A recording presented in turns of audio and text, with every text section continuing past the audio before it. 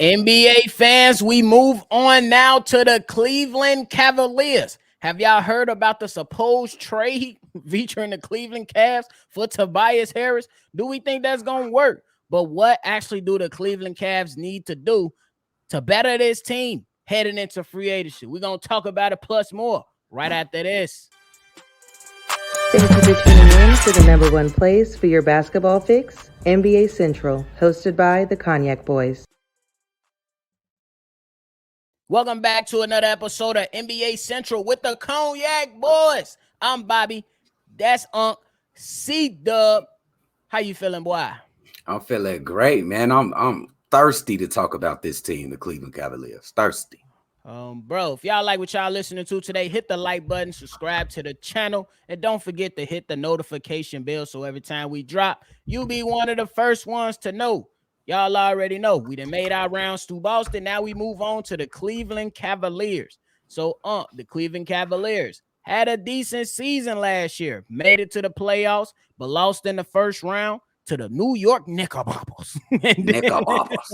And then you know, it was a little shaky. I ain't gonna lie when that playoff series watching these guys. But then we know that these guys they need to go ahead and free up some stuff. And currently, right now, they are actually under the cap if they don't re-sign Caris LeVert, because right now he will be an unrestricted free agent, freeing up $17 million for the Cavs. And then not too long ago in the NBA draft, they drafted Imani Bates. What do you think, before we talk about players, what do you think went wrong in the playoffs for the Cleveland Cavaliers? Oh, this is easy. And we made a video about this maybe a year and a half ago, before the last season start. I think that the backcourt is talented when you think about Darius Garland and Donovan Mitchell. But both of those little guys are, in fact, that. Little guys. They both under 6'2". They both tremendously talented. But in basketball, you don't just get to play offense. You got to play defense. And I will add that they got two of the best. Could you say they got the best defensive front court in the NBA with Evan Mobley and Jared Allen? You could probably do that. You can argue that. Yeah, you could definitely argue that they one of the top ones for sure. Yeah, you could probably argue that with the Lakers or something like that. They try to make up the difference between the two small backcourt players and these excellent defenders in the front court. Now, when you have smart, explosive guards like a Jalen Brunson, or a smart guard like a Josh Hart, quick guard like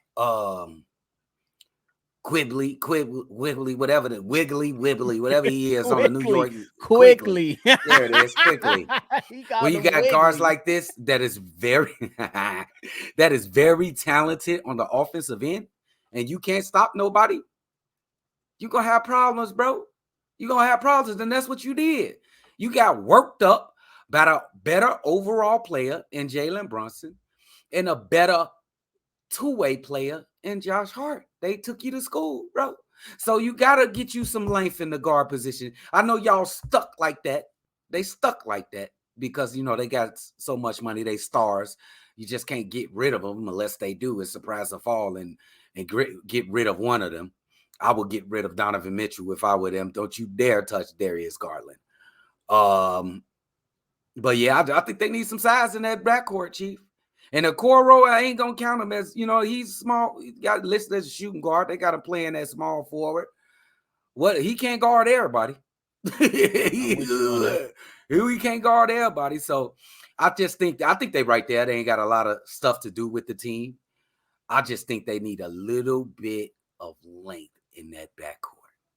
Okay, that's fair. I'm not mad at you. Some things that I think that what happened is that a lot of people were so infatuated with Donovan Mitchell getting 71 points, you know what I'm saying, on our Chicago Bulls. And that was it was a great game. Can't lie, because he was unstoppable. Got to keep it a buck, you know what I'm saying? And I think that in that series against the New York Knicks, I think that one, they did well, especially with the backcourt. Two, the New York Knicks was just a tougher team. And then 3, I think that one of their budding, he's not a star yet, but a budding star. I think if he some way, somehow gets it to click, Evan Mobley is going to be a problem, in my opinion. I think they got to figure out a way to unlock him, because in that playoff series, he was starstruck. He was like a deer in headlights. I don't know what was going on, but sometimes that's what happened to young players in the playoffs. They get exposed. They have to go through that hardship, and then they come out as better players. And I think that Evan Mobley will come out a better player after that. So now we move on to what the Cleveland Cavs actually did in the draft with I think it was the 43rd pick. Y'all already know in the comment box, correct me if I'm wrong, but it was definitely in the second round that they selected Imani Bates, a guy 6'10" and like 170, 180, light. 150. Crazy. How you that damn tall in that light?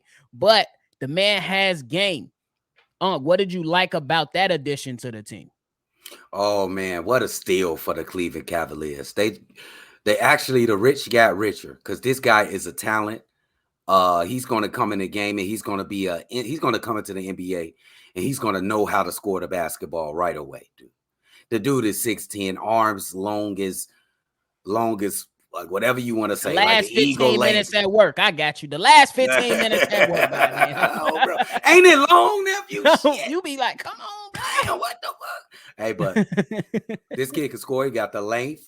Defensively, it ain't too much defensively. It's, he still got to learn. Maybe he can get better in the future, but this kid is going to be absolutely outstanding on the team. It's going to be tough for him to get on the floor unless he somehow gets to supplant Okoro. He got to improve his defense first before he jump into that starting lineup. And then would you look at the size of this team if he can somehow jump into the starting lineup, that front court? He played a 3. They're going to be big. Right 3 7-footers. Damn near. 3 7-footers. Yeah. That's crazy. So he can shoot the jumper. He can get to the basket. He reminds me a little bit of the bootleg KD. I say bootleg, and I don't say directly KD, because I don't like to disrespect the players, KD, LeBron. I'm gonna say he like a bootleg KD, but that ain't giving him a diss. That's just saying his game is similar. He got to work on it a little bit. He got to prove himself. I get you on that. Yeah. So I like the pickup, nephew. I like the addition of Money Base, and honestly, I don't think it's gonna be hard to find him some minutes. I mean, you like players like Cedi Osman, you like players like Isaac Okoro, maybe a Dean Wade. I don't know. Yeah. Ricky Rubio, he's a point guard, so you wouldn't have to worry about him. Lamar Stevens, Sam Merrill. Yeah, I think that he will have an opportunity. He just got to put it all together, man. But there's something that I really wanted to talk about. Apparently, that was some news. Don't know how legit it is. We around this time, we always hear rumors or whatnot, but it was rumored that the Philadelphia 76ers said, hey, we can help you out. We'll give you a 3. That 3 is Tobias Harris. All my people that listen to me talk about NBA, y'all know how I feel about Tobias Harris, but the trade was Tobias Harris for Evan Mobley and Jared Allen. Before you go, I'm just letting the people know right now. If I was the front office listening to that, I think the GM over there is Kobe Altman. Correct me if I'm wrong, Cavs fans. But the answer will be, I spell it out for him. HELLNO. Hell no. And you probably don't even have to spend that much time saying that. It's click. Boop, boop, boop, boop. You know how? Yeah. Hey, back in the day, we had the flip phone to where you could put emphasis on your hang up. Now you got to hear a little beep. So whoever would have called me off of that Daryl Morey, you would have heard the beep real quick, a few beeps. You probably couldn't feel the emphasis of a flip phone, but you definitely would have heard the beep. There is no way you give up Evan Mobley for Tobias Harris, who I believe Evan Mobley has a higher upside than Tobias Harris and what he currently is. What you think about that rumor, bro? I bet. It's easy. I got a quick answer to this question.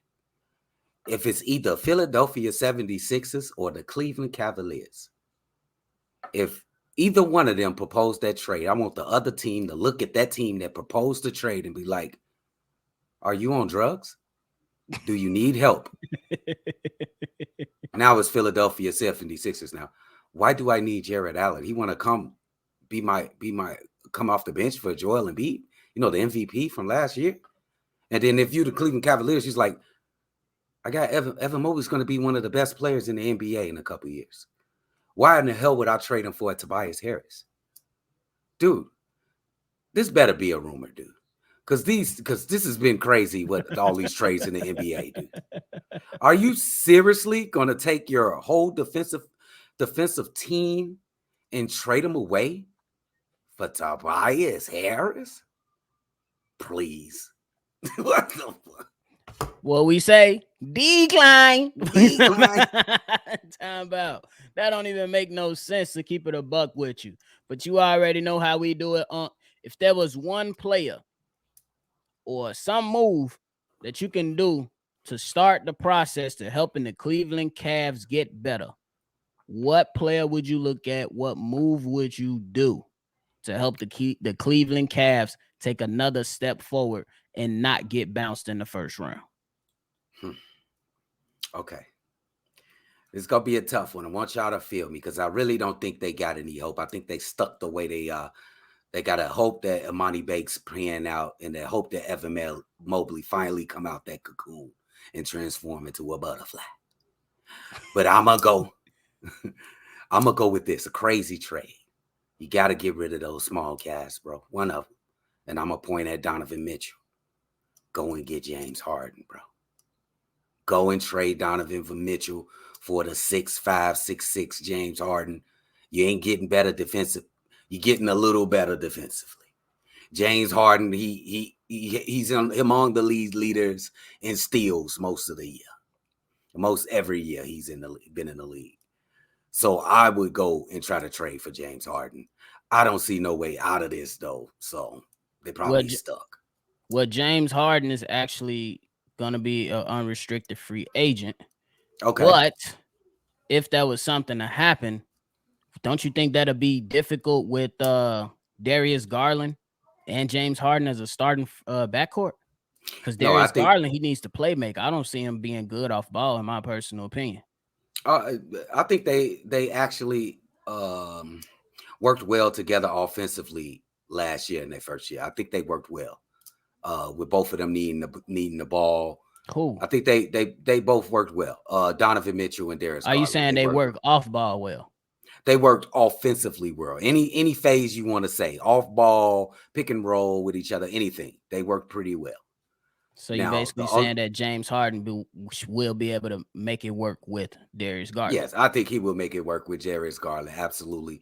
And I'm just going with the size logic. They just need some more size, Chief. Oh, me personally, I think that a perfect player would be for them. I mean, he ain't adding much offense, but I think that you come in, you add a legit scorer, and Kyle Kuzma could be a good addition for that. They free up $17 million by letting Karis LeVert walk.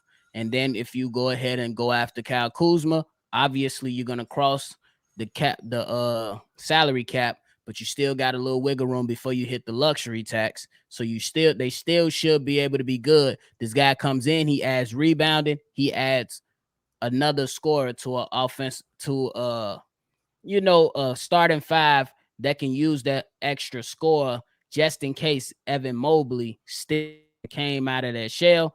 And then now you move Isaac Okoro to the bench, and you can still obviously make moves. And you got Cedi Osman and shit and stuff like that. So I think that'll be the number one target in my opinion for them. So you just trying to replace that performance from Karis LeVert with Kyle Kuzma.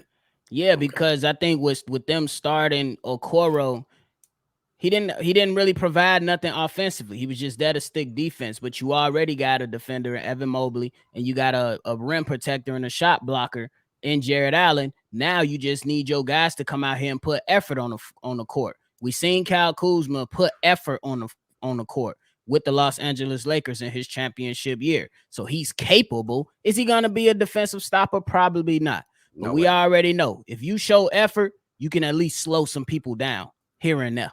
You know what I'm saying? Yeah, and I think if that was to work, man, he got to come off the bench. You need some defense. Somebody. You only gonna have Jared Allen and Evan Mobley defending. What about It on the might be tough. perimeter? So you got to probably have him come off the bench for $20 million. Yeah, You know what I'm saying? I think it'll be a difficult thing because they're gonna have to fill this thing out too, especially with the new CBA and seeing if teams really want to go over the cap or not. So yeah, they're gonna have some think trouble that'll be in the future. something that they do. Yeah, they're gonna have some trouble in the future with Evan Mobley in the future. Because he gotta get paid too. So we're gonna see. They're an interested team, like in the future, in the years to come. They're gonna be interesting to see what kind of route they take for the franchise. It's gonna be okay. So I don't know. This might be off the wall. You let me know.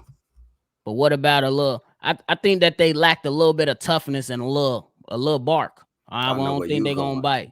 Where I'm going, what I'm about to say. Is you about to say Pat Bev? No. I was gonna say Dylan Brooks. Why we laughing? Y'all don't laugh. No, I'm just saying. I think that he gonna be the dog. I mean, everybody don't like what he do, and he gonna let's keep it a buck. He only caught smoke because he went at LeBron. Yes, thank you, nephews. Preach. Keep it a buck. But you need those kind of guys in the locker room, bro. It's the same thing. It's the same. He did the same thing that Pat Bev do, Marcus Smart do. It's just that these guys, you know what I'm saying? They got a little more skin in the game. Yeah. What's the number and one? bro, light skin. That's it. Yeah. What's the number one deal sealer with him over Kyle Kuzma? He'll be cheaper. He can be cheaper. He will be cheaper. He will be cheaper, and if he get his mind right, he could still hit an occasional three. He just got to get his mind right. Hey, I'm just take away what I just said. I want to go with my man. I want to go with him, bro. I forgot his goddamn name. I'm sorry, I've been smoking. We just talking about him right now. Dylan Brooks. Dylan Brooks. I want to go with Dylan Brooks, bro, because he fits a lot of needs for this franchise, bro. They need toughness, bro, on the perimeter. They need toughness on the perimeter. He would be a perfect acquisition for the Cleveland Cavaliers, and they will be much better at doing it, bro. Absolutely. You enlightened me, nephew. I appreciate that. Dylan Brooks will be the perfect player. He'll be the perfect player, bro. No way. I'm not mad at it. They don't have a player like that on the roster, nephew. No, they don't. That ain't even close. No, they don't. Right, yeah. And then he can come in. Bro.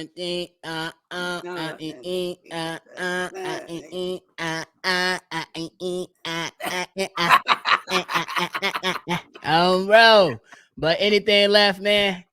Well, that was fun, man. Cleveland gonna be interesting in a couple years, man.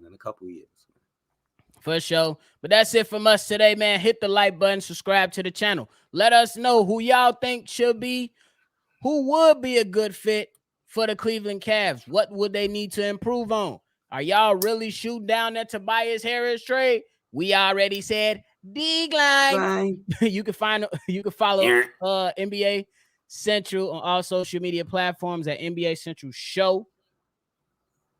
And then, damn. All right, y'all. We gonna get up out of here. I'm tripping. We gonna catch y'all on the next one. I'm contagious. What just happened? I'm contagious. This has been a presentation of the Breaks Media.